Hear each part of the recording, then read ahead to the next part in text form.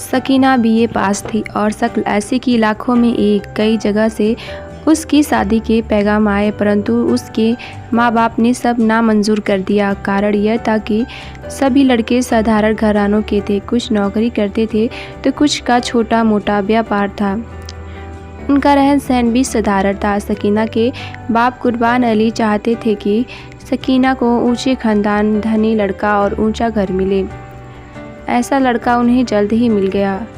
हालांकि समाज की मंडियों में ऐसे लड़कों की ग्राहकों में की कमी नहीं होती है, मगर कुर्बान अली की बोली इस नीलामी में सबसे ऊंची थी। कुर्बान अली बेटी के लिए जो लड़का लाए वह खरा सैयद था। लड़के के बाप ठेकेदार थे, लंबा चौड़ा मकान था और हजारों की आमदनी थी। लड़का कुछ भी नहीं करता था, बस बाप के धन पर मौज उड़ाता था। वह लड़का भी कुर्बान अली को 80,000 रुपये का पड़ा। स्कूटर, रंगीन टीवी, CR, फ्रिज सब कुछ ही देना पड़ा। कुर्बान अली का दिवाला निकल गया। उनके होठों पर वर्षों के लिए मुस्कुराहट गायब हो गई। ऊंचे लड़के के लिए ऊंची कीमत देनी पड़ती है। छोटू ठेकेदार का एक ही बेटा था। अच्छे पैसे बना लिए उसके, क्यों न बनाते। जब देने वाले हजारों हो तो लेने वाले क्यों तकल्लुफ़ करें। बब्बन मियाँ एक बीबी के मालिक हो गए और 80,000 रुपये के भी एक वर्ष बीत गया। स्कूटर भी पुराना हो गया और बीबी भी। पुराने वस्तुओं पर इतना ध्यान नहीं दिया जाता जितना नई पर दिया जाता है। बब्बन मियाँ की दिलचस्पी सकीना में न होने के बराबर रह गई। सकीना सब कुछ सह लेती, परंतु उसकी गोद खाली थी। सास नंदों ने शोर मचाना शुरू कर दिया। बच्चा होने के दूर दूर तक आसार नहीं थे।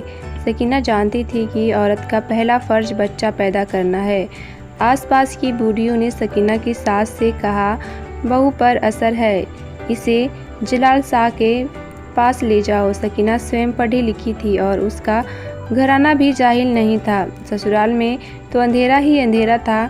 जहालत और अंधविश्वास का उसने बहुत सिर मारा। ससुराल वालों को समझाया, जिन्ना आ से भूत प्रेत, असर, जादू टोना ये सब जहालत की बातें हैं। जिसका जो काम है उसे ही करना चाहिए।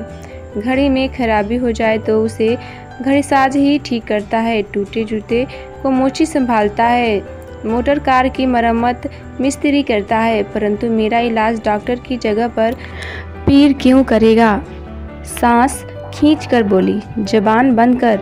क्या इसीलिए पढ़ा लिखा है तूने कि पीर फकीरों पर कीचड़ उछाले। जानती नहीं कि हजारों लोग पीर जलाल शाह की खानकाह में हाजिरी देकर अपनी खाली झोलियों को मुरादों से भर कर लौटते हैं।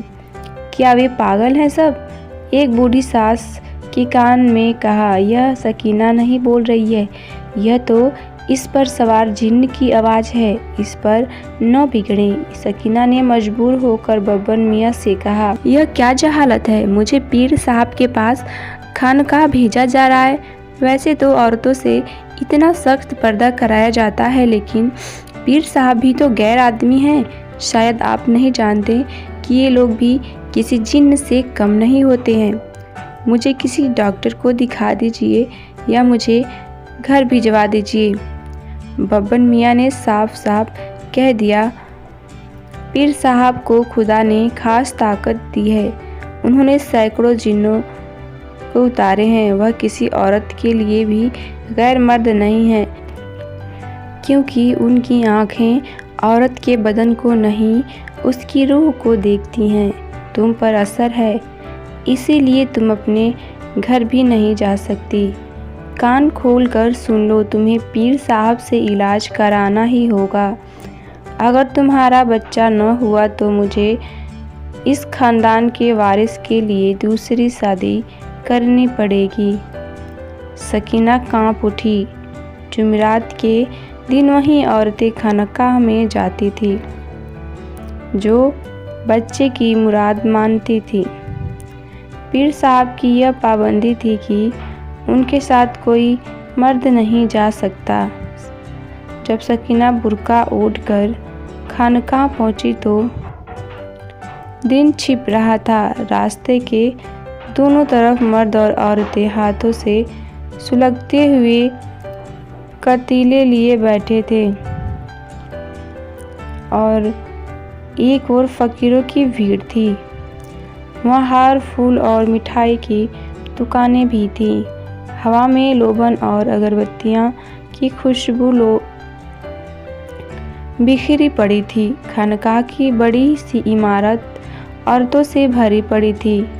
चौड़े मुंह वाले भारी भरकम पीर साहब कालीन पर बैठे थे।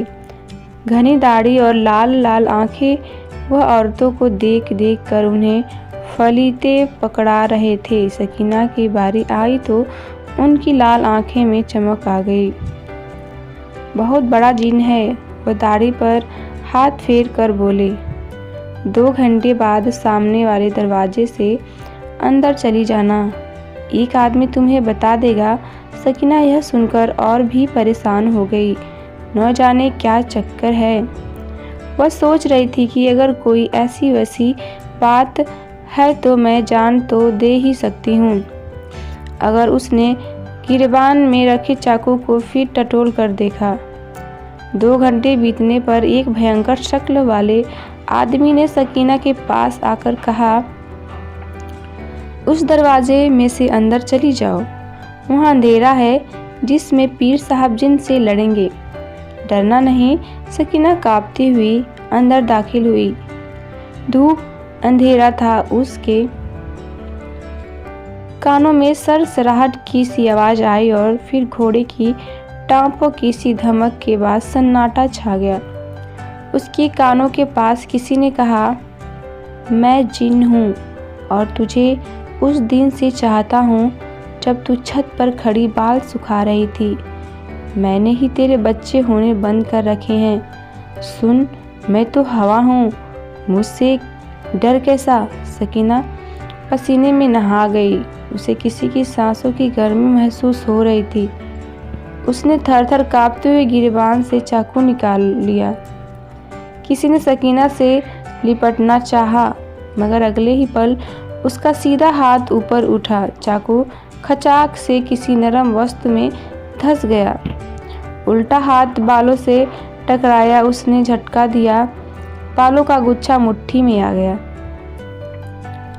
उसी के साथ एक करोड़ा भरी चीख कमरे में गूंजने लगी। सकीना पागलों के समान उल्टे पैरों भाग खड़ी हुई। भागती रही। अगले दिन वह पुलिस थाने में अपना बयान लिखवा रही थी और पीर साहब अस्पताल में पड़े थे। उनके पेट में गहरा घाव था और दाढ़ी खुसटी हुई थी। शाम को देखते ही देखते खानकाह पर पत्रकारों की भीड़ लग गई थी। दोस्तों, आपको सकीना की ये दिलचस्प कहानी कैसी लगी, ये हमें कमेंट बॉक्स में ज़रूर बताएं। और हमारे चैनल को पहली बार देख रहे हैं तो हमारे चैनल को सब्सक्राइब भी ज़रूर कर लीजिए, इसी टाइप्स की मोरल स्टोरी हमेशा पाने के लिए। तो चलते हैं, अगली वीडियो में मिलेंगे। तब तक के लिए take care and bye bye.